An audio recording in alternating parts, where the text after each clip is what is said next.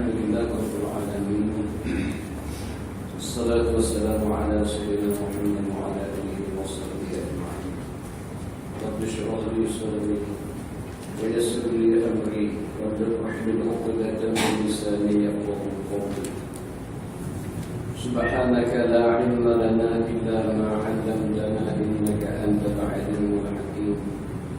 على الله توكلنا ربنا افتح بيننا وبين قومنا بالحق وأنت خير الفاتحين.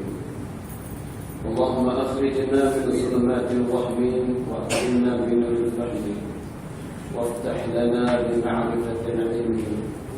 اللهم ارزقنا فهم النبيين وحفظ المرسلين وإلهام الملائكة المقربين والحمد لله رب العالمين. Surat 62 masih lagi kita belajar dalam bab akidah, iaitulah tanda-tanda Allah Ta'ala tidak menyamai akan segala yang baharu.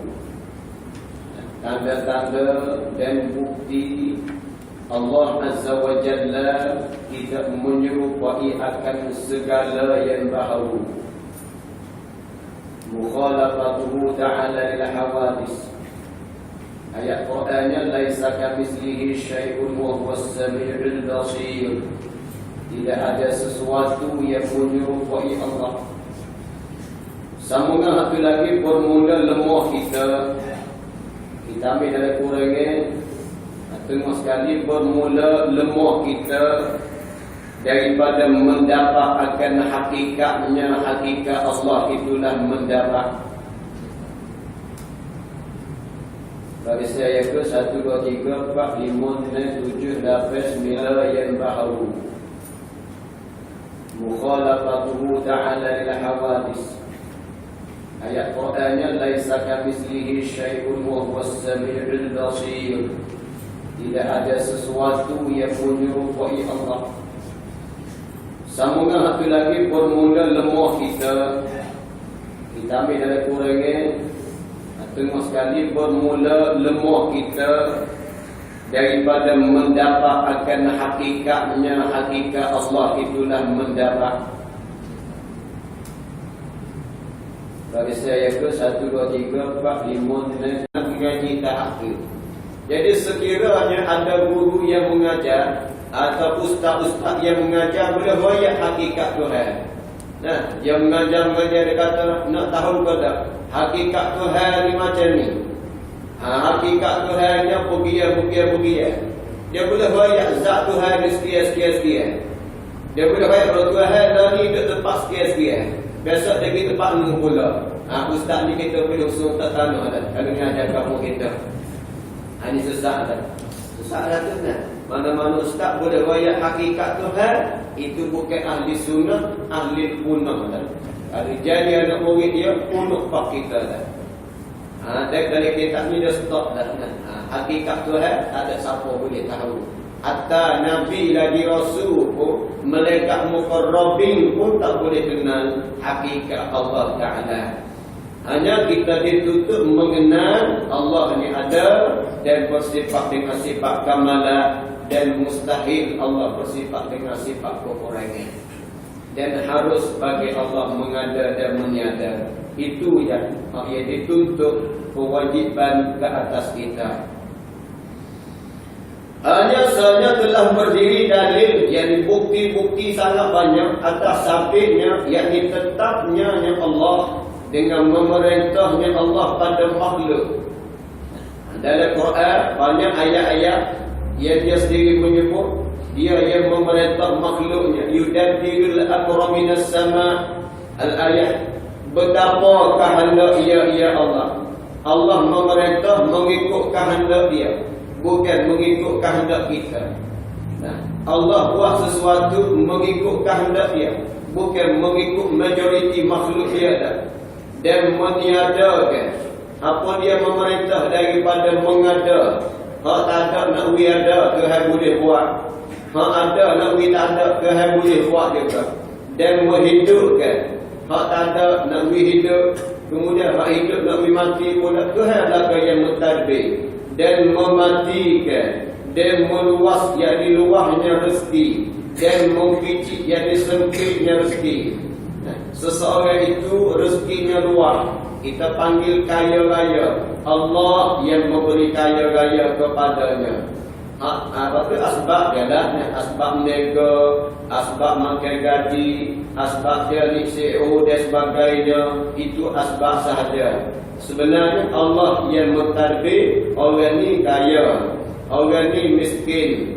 Dan demikian lagi data pengajaran yang jahat daripada syaitan manusia. Lalulah buat kita ni nasihat kepada kita, kena berhati-hati dalam berakidah.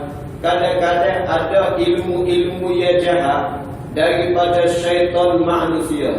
Syaitan ni ada dua. Satu syaitanul jin, satu lagi syaitanul ins. Dalam Quran Allah Ta'ala sebut syaitanul ins dan syaitanul jin. Syaitan jin hak tak nampak tengok, syaitan manusia hak kita nampak tengok. Manusia bangga syaitan, itu dikatakan syaitan manusia. Data pengajaran ia jahat daripada syaitan manusia akan hakikat Allah Ta'ala bagian-bagian. Ada manusia dia mengajar satu ilmu, dia boleh royak hakikat Tuhan ni sekian. Ini pengajaran yang jahat ni. Dan etika yang batil, etika yang salah. Dia ajar akidah yang palsu, akidah yang sesat. Maka hendaklah kita jaga akan dia. Hendaklah kita sedar dan awasi, supaya jangan kita kena perdayanya dengan pengajaran yang jahat dan etika yang batil. Sebab itulah kita nak mengaji ilmu tauhid atau ilmu usuluddin, kita kena tengok dulu ustaz yang mengajar pegangnya macam mana dia ni. Akidah dia ni ahli sunnah ke atau sebaliknya. Lepas tu tengok pula syariat dia macam mana. Dia amal ke tak amal syariat. Semaya jemaah dia setara mana. Akhlak dia setara mana. Hubungnya dia dengan Allah, hubungnya dengan manusia. Kena siasat belaka sebelum kita nak mengaji ilmu akidah. Sebab kalau sila ambil daripada guru, maka sesatlah akidah kita. Bila tok guru tu sesat, maka nak murid ambil ilmu daripada tok guru pun sesat juga lah. Kita ambil ilmu daripada guru yang sesat, maka anak murid yang terima ilmu tu pun akan sesat juga lah. Kita mengaji ilmu sesat ni, kita tak berasa sesat. Bahkan orang yang tak suka kita pula kita kata dia sesat. Sedangkan hak kita ni sesat. Bila kita duduk dalam ilmu sesat, kita duduk berasa orang lain sesat belakang kita yang tak sesatnya. Dia tak nampak dan diri dia sesat. Kenapa? Kerana terpedaya dengan ilmu-ilmu sedemikian. Dan supaya terpeliharalah kita daripada demikian itu, demikian pengajaran yang jahat dan etika yang batil, akidah yang palsu. Kerana banyaklah sekarang manusia yang menyesatkan yang awamil muslimin. Awam maksudnya kebanyakan orang awam yang di kalangan Islam dengan mengajarkan ilmu yang batin. Ilmu batin, ilmu isi, ilmu batin, ilmu tasawuf dan lain-lain hak sesatnya yang membawa kepada riddah kuada juga. Sebab itulah kita nak mengaji, nak mengenal Allah, kemudian nak betul syariat, kemudian nak betul akhlak, kena mengaji ada guru, dan guru hak bawa kita, dan kita nak murid bawa kitab juga. Mengaji cara tu. Mengaji dengan tok guru hak yang baca kitab pula kitab muktabar, kitab hak yang diakui, dan kitab hak yang diguna pakai kebanyakan ulama-ulama tempat kita. Dan kita yang nak kepada ilmu, dia ada kitab kata. Dia sama-sama ada kitab. Tok guru pada kitab dan kita pada ada kitab. Jadi sekiranya kita nak dekat dengan Tuhan, contoh, dan kita nak bagi akhlak, kemudian kita nak bagi syariat, tapi tak mengaji mana-mana guru, hanya semata-mata zikir je. Tengok Syekh tu berzikir, kita berzikir. Syekh tak baca kitab pun, dan kita pun tak mengaji kitab mana-mana pun. Kita peringkat mentah lagi, peringkat orang awam lagi. Kalau budak-budak mentah, kalau kita tua kosong lagi. Tapi nak dekat diri dengan Tuhan ni, ikut grup maksud nasib. Nasib pula kadang-kadang palu gendai. Syekh pula pakai subah besar, pakai sejadah subah tak bahu. Sampai pula saya kaki putih kan. Ada zikir sama, ada zikir sama. Kadang-kadang malu gendai, kadang-kadang zikir belah cacat, kadang-kadang zikir macam supaya nari kita. Jangan kita terpedaya dengan keadaan sedemikian.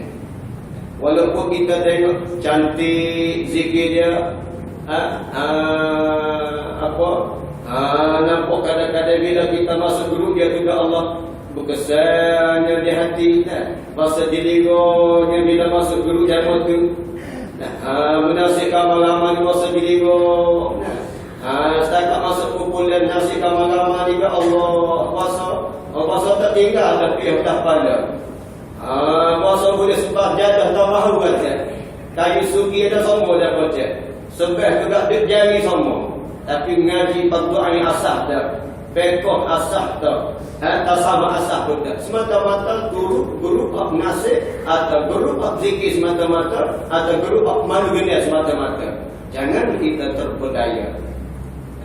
Banyak lagi kadang-kadang ulama-ulama sufi yang terpedaya dengan gaya tersendiri. Dia berasa diri dia ni sampai kepada Allah, sedangkan dia jauh lagi dengan Allah. Dia berasa dia betul dengan Allah, hakikatnya dia sesat dengan Allah. Banyak demikian. Syaitan ni pandang. Kita suka ke mana, dia masuk main cara kita suka lah. Syaitan ni bak nipu dia alim. Kita alim lagi syaitan dia dapat nipu. Berhati-hatilah. Kita nak kenal Allah, mengajilah. Ustaz-ustaz ya bawa kita dan kita bawa kita. Sebab tu kita sebenarnya, kalau kita tidak kalulah, kita mengaji tiap-tiap malam. Tiap-tiap malam kita mengaji. Seminggu 7 malam kita mengaji tiap-tiap malam. Berarti kita ada 7 guru dah. Kita mengaji tiap-tiap malam, berarti kita ada 7 guru dah. Mana ustaz lain, mana sina ustaz lain, mana Selasa ustaz lain, mana Rabu, mana Khamis, mana Jumaat, mana Sabtu. 7 malam masjid ni ustaz lain-lain dah. Tiap-tiap malam kita mengaji, berarti kita ada 7 orang guru dalam seminggu. Kita ada 7 orang guru ni satu kehebatan. Kita mengaji pondok hari tu tak jumpa 7 orang guru. Payah nak cari 7 orang guru ni. Kita solat ada 7 orang guru. Payah. Orang mengaji Mesir belum tentu lagi. Masa dia mengaji Mesir ada 7 syekh dengan dia mengaji. Belum tentu lagi dapat. Adapun kita mengaji tiap-tiap malam secara begini, tiap-tiap malam berarti kita ada 7 orang guru dah. 7 orang tu guru dah kita mengaji. Tak hebat kita hebat. Bayarlah kita mengaji 5 tahun kita dah mengaji tiap-tiap malam. 10 tahun dah kita dah mengaji tiap-tiap malam. 10 tahun kita ada 7 orang tu guru atau lebih. Tidakkah alim kita? Jawab ya, alim kita. Paling-paling ke alim kita dengan diri kita tak apa dah. Paling-paling ke kita alim untuk hati kita. Kita alim untuk keluarga kita. Kita alim untuk anak-anak kita. Kita alim untuk makan minum kita. Kita alim dengan akhlak-akhlak kita tak apa dah. Kita nak mengajar orang kita malu, nak mengajar orang kita tak pandang kecek. Tapi kita reti bab agama, kita reti bab akhlak, kita reti bab halal haram. Cukuplah untuk kita dengan Allah di pada masyarakat nanti. Hebat tak 7 guru kita ada. Tiap-tiap malam kita mengaji berarti 7 guru dah kita ada. Subhanallah. Sebab itulah kalau kita sebagai imam masjid, kita sebagai bila masjid, kalau kita mengaji tiap-tiap malam bersungguh, bayarkanlah jawatan imam ni biasanya 10 tahun, 20 tahun baru berhenti. Kadang-kadang 30 tahun baru bersalah. Begitu juga bila kadang-kadang 20 tahun, 30 tahun baru bersara daripada tugas bila. Bayarlah kalau seorang bila mengaji tiap-tiap malam dalam masa tempoh dia bertugas 20 tahun, tak akan alim bila tersebut. Alim kalau mengaji sungguh. Kemungkinan besar bila tu guru dia mengaji tu mati, Allah Ta'ala angkat dia boleh-boleh ganti. Mana kita tahu dia maha kuasa belakang. Nah. Tapi saya kadang-kadang masjid bila ustaz mengajar, imam pun tak mengaji, tak bila aku boleh umur. Bila nak bed, mari pula. Ada juga masjid-masjid gitu. Subhanallah bagi. Bila ustaz mengajar, imam tak ada, bila nak biasa, mari pula. Apa salah imam sendiri pun buka kitab mengaji dengan ustaz mari mengajar dalam masjid kita. Bayar kalau kita mengaji tiap-tiap malam sebagai imam, dalam masa 20 tahun, tak akan lain kita. Tamat jadi imam, boleh buka bola insya-Allah kapal tak kena lagi. Tapi kalau jual situ, atau rugi semata-mata jadi imam saja. Bukan lama lagi imam yang tak rumah dan lepas rekod.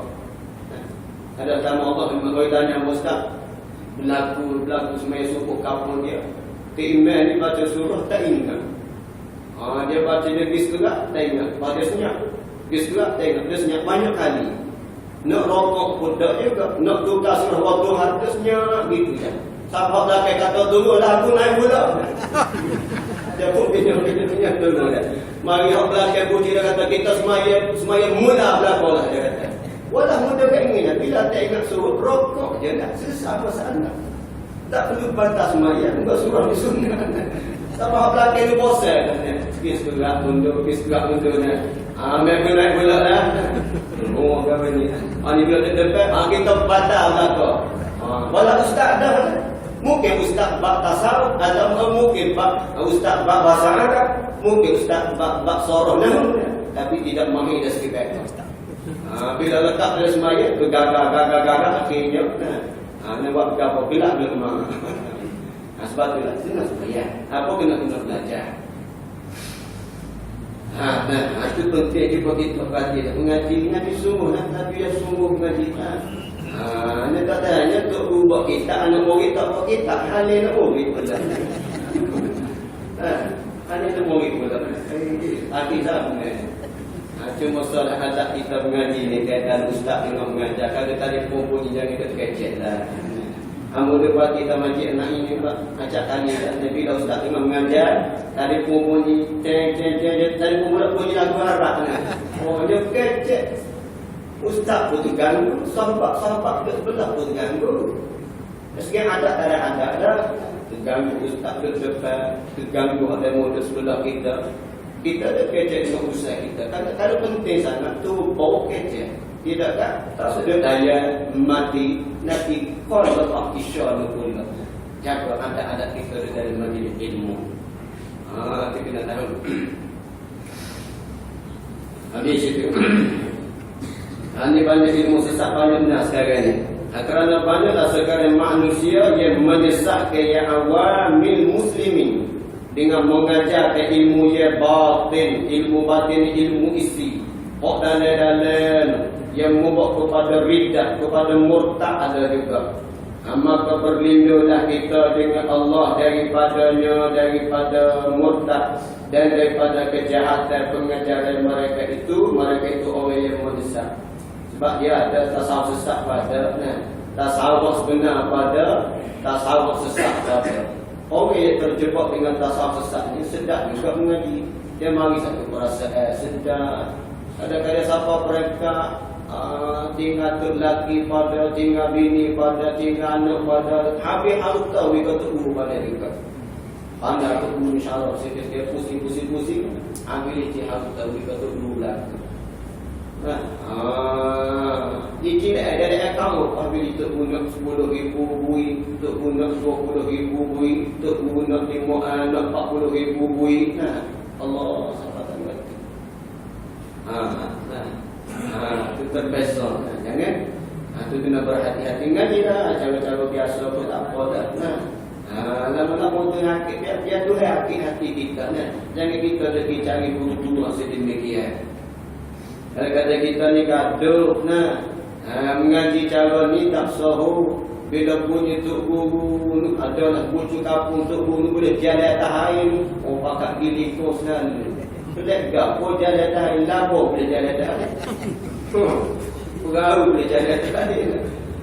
Sampai tinggal Tok Guru mengajar kita lambat. Tok Guru biasa ni kita jawab Pak Nur. Jangan tertipu, banyak orang tertipu dalam ilmu.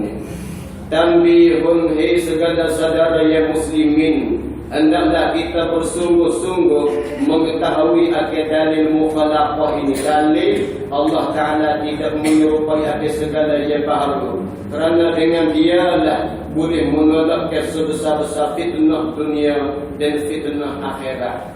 Fitnah dunia, fitnah ni cabaran dalam dunia, dan fitnah akhirat ini fitnah akhirat. Dan ada pula agama sumpah Islam, panggil Kristian Ortodok. Kristian Ortodok ni dia semaya sumpah kita juga, cuma bezanya dia baca Fatihah, dia terjemah selalu dia. Kadang-kadang tina yatim makmum belakangnya orang jatuh capur kau. Dia baca Quran, dia baca Bible, dia suka Quran dari buat lagu. Dia panggil Kristian Ortodok. Ini semua pendek kata tak benar akhirat timur ni banyak lagi. Kita nak start demo tu kita tak ada kuasa. Hanya kita kuasa untuk mengukuh akidah kita. Kita kukuh akidah kita, kita teguh akidah kita, supaya kita tidak terpesona, tidak terpesan, tidak tergelincir dengan akidah yang sesat. Itu panggil fitnah dunia. Dan segala syubhat yang dipersamakan yang didatangkan oleh orang yang sesat dengan bagai-bagai idlal yang sesat, yang dinamakan mereka itu Dajjal jin. Dajjal jin yang ulama-ulama yang sesat. Bukan setakat orang awal yang sesat, orang yang alim yang sesat pun ada juga. Alim sesat yang Nabi kata akhwafu ma akhafu alaikum. Aku pada takut kata kamu iaitulah ulama yang jahat, ulama yang sesat. Adapun yang lebih besar fitnah pada dunia, baik apakah bahaya yang paling besar pada dunia? Maka iaitu Dajjal. Kerana ia Dajjal mendakwa akan ketuhanan, maka ialah Dajjal seorang yang muda. Baik, fitnah yang paling besar Nabi kata, dan tidak ada fitnah yang paling besar semenjak daripada diciptanya Adam alaihissalam sehinggalah cucu yang akhir sekali Dajjal. Nak banding dengan fitnah wanita, fitnah harta, fitnah anak, fitnah peperangan, besar lagi fitnah Dajjal. Kenapa besar? Kerana Dajjal boleh mengubah akidah kita. Dajjal dia boleh merosak akidah kita. Siapa dia Dajjal? Apa dia Dajjal? Dan itu juga kita sebut, maka ialah Dajjal seorang yang muda. Jadi Dajjal ni satu orang yang muda, yang tiada janggutnya. Kita boleh bayar Dajjal ni satu orang yang muda, bukan tua, tidaklah kanak-kanak sangat, tak ada janggut, dan ada baginya misai, dan buta matanya, mata Dajjal buta sebelah, kata setengah mata kiri yang buta, dan kata setengah tiada tertentu mata yang kiri yang buta itu, kerana berganti-ganti yang buta itu. Pada satu waktu buta pada pihak kiri, dan pada satu waktu yang lain buta pada pihak kanan. Dajjal ni dia keluar dekat-dekat nak kiamat sangat dah. Dajjal salah satu daripada tanda-tanda kiamat besar. Tanda-tanda kiamat besar ada 10. Salah satunya Dajjal. Nabi sebut dah, bila berlaku sah daripada 10, maka 9 lagi akan turut lalu dah. Bila sah tu tanda daripada 10, maka 9 lagi akan menyusuli tak lama dah. Dan Dajjal mengikut ulama, dia keluar di negeri adalah ya, dari segi hatinya sangat banyak.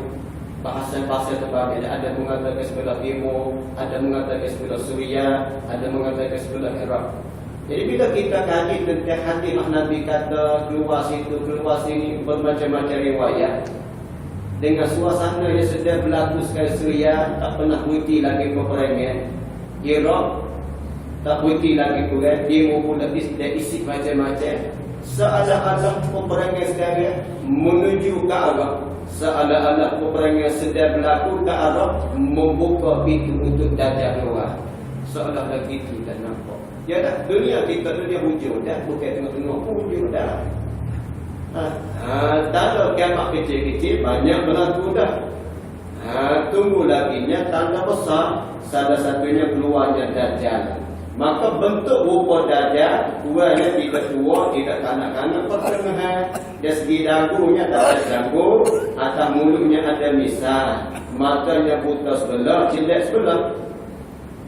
Kerana di situ mata-matanya itu sangat timbul bijinya. Mata Dajjal ni dia bonyo tubik pak keluar sikit. Itu dia beza. Mata Dajjal timbul biji seperti buah inak. Buah inak ni buah zabik. Buah zabik satu dia macam bonyo tubik nak tubik keluar gitu. Suara putih mata. Maka tidak ada bandingnya seperti demikian mata itu. Lagi tembung tubuh, tambung maksud kita gemuk. Tubuh di kasar dan tingginya 80 hasta. Tingginya tubuh Dajjal 80 hasta. Dan lebar antara dua belikat iaitu 30 hasta. Banyak besar saiznya. Dan panjang dahinya 2 hasta. Dan ada baginya Dajjal tanduk patah pada kepada Dajjal ni ada tanduk dia patah pada kepalanya. Maka keluar daripada tanduk tersebut beberapa ular dan rambut kepalanya itu seperti cabai kayu. Cabai kayu dan panjang tangannya sebelah daripada yang satu mencapai dia agak awal dengan tangannya. Dan punya panjang tangan dia boleh Allah tangan ke awang di langit dan mengambil ikan dia di pantai laut dan dibakarnya kepada matahari. Subhanallah. Itu hari Dajjal. Nah, ikan dia boleh gagang tangan gitu je. Tak payah capuk jalan ke apa dah. Dia celuk gitu je. Boleh ke dia bakar di matahari. Dipikir dia di matahari tu. Tak payah ubah harga ke apa dah. Ni tu hari dalam bentuk istidraj. Ni Dajjal Nabi sebut. Dalam Quran pun Tuhan sebut. Dari tahiyat akhir pun Nabi ajar, Allahumma inni a'udzubika min azabil qabri wa min azabil nar wa min fitnatil dajjal wa min fitnatil masihid dajjal. Itu Nabi sebut. Bukan main-main dah. Nabi pun sebut dah. Nabi kata aku bimbanglah kepada fitnah apa ni dahsyat dajjal lah. Lepas tu Nabi suruh kita baca suratul Kahfi. Lebih-lebih lagi 10 yang akhir itu boleh menyelamat daripada fitnah goda pujukan rayu Dajjal akhir zaman. Sebab Dajjal ada mengaku Tuhan. Nak berapa dia boleh tunanglah Tuhan kita je. Walau penipuan maka. Dan berjalanlah ia di dalam laut hingga tumitnya jua. Dalam laut, dalam laut setakat tumit dia. Dan keluarlah ia daripada negeri Khurasan. Ada lagi tak ni kata Dajjal dia bermula daripada negeri Khurasan. Khurasan ini sebelah India, sebelah Melaka. Dan berteriaklah ia Dajjal 3 kali berteriak. Mendengar akhirnya oleh ahli masyrik dan ahli maghrib. Bila tubik dan tepik 3 kali tepik. Punya kuatnya seorang penduduk timur dan barat boleh dengar. Dajjal ni kan dia tubik zaman berlakunya gawat ekonomi.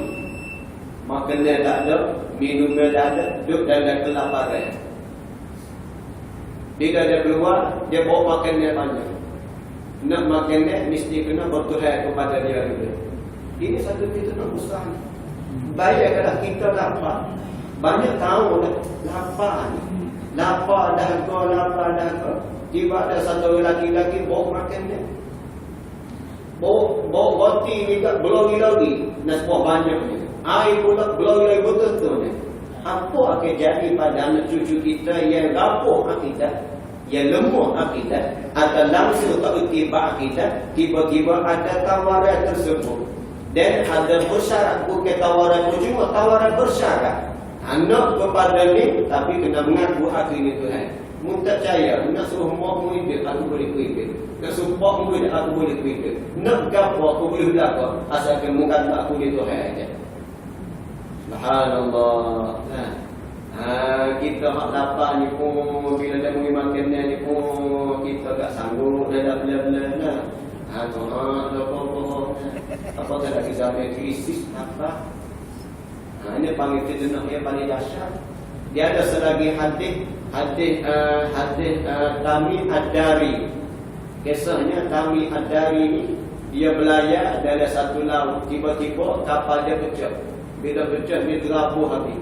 Bila terabur takdir Tuhannya dia berpaut dengan sekeping babel, hanya sampai di satu pulau. Bila sampai di satu pulau, dia naik di pulau tersebut.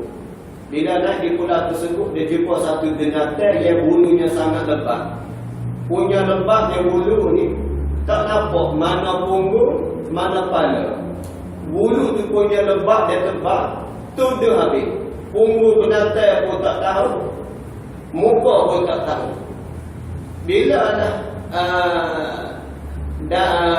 sahabat tu dia tanya, dia kata mu ni siapa? Binatang tersebut boleh kecek. Dia kata aku ni al-jassasah. Kemudian dia kata kalau mu nak tahu juga mu masuk dalam adalah orang, ada dua ada dalam ni pula. Kalau dia mu masuk dalam, dia pula satu orang yang besar, tangannya kena diikat dengan rantai, kaki pun kena diikat dengan rantai, tapi boleh kecek. Dia tanya sosok kawan ni jawab. Sahabat ni tanya, mu ni siapa? Dia kata sebelum aku jawab, aku nak tanya mu dulu. Syria, negeri Syria ada satu air sungai yang masih banyak lagi. Jawab kawan tu ya, masih banyak lagi. Ada kata di satu negeri pohon tambang yang sedia subur, ya masih ada lagi. Dia kata air sungai tersebut satu hari akan turun. Pohon tambang tersebut satu hari akan musnah habis. Bila berdialog-dialognya, akhirnya kawan hak pendekat dia kata, aku dah masih Dajjal. Itu kata kawan itu kepada sahabat Abjad itu. Jadi cerita ni sampai kepada Nabi. Nabi cerita ni panjang dah, sebut dalam hadis Sahih Muslim. Itu cerita yang kedua. Akhirnya Dajjal sudah ada, cuma tunggu masa nak keluar. Kerana Dajjal ni memang dia hak sungguh dah. Kata silap dia mendiam di bumi ni selama 40 tahun kalau tak silap. 40 tahun atau 40 hari itulah. Sementara turunnya Nabi Isa dan Nabi Isa akan bunuh Dajjal tersebut. Tapi nak boleh kalau turun Nabi Isa juga, subhanallah, ujian sangat dahsyat. Semua negeri dia jajah, kecuali Mekah dengan Madinah dia tak masuk dia. Termasuk Malaysia kita ni akan balik. Mungkin dengan umur kita tak sempat. Tapi anak cucu cicit kita ni. Mungkin dia ni sempat dengan Nabi sebut fitnah Dajjal. Jadi episod sebelumnya kita sambung mengenai pula. Panjang lagi cerita Dajjal. Jadi dalam mana ni kita ada sebut cerita-cerita perilakuan Dajjal. Kita datang insya-Allah minggu depan kita sambung pula episod yang kedua tentang Dajjal dan perilakuan Dajjal, fitnah Dajjal. Wallahu a'lam. Bismillahirrahmanirrahim. Allahumma anfa'na bima 'allamtana wa 'allimna ma yanfa'una warzuqna ilman yanfa'una. Allahumma faqihna fid din wa 'allimna al-hikmata wa at-ta'wil walhamdulillahi rabbil alamin. Malam ni ada jemaah kita, mudiannya nak di Mekah. Haji tahun ni dia minta kita terus bayar supaya musafirnya selamat, boleh haji mabrur. Yang keduanya saudara Allah kita tidak jangan raya. Allah Muhammad tu yang ada sebenarnya lepas isyak tu dia duduk belakang, pakai bantulah.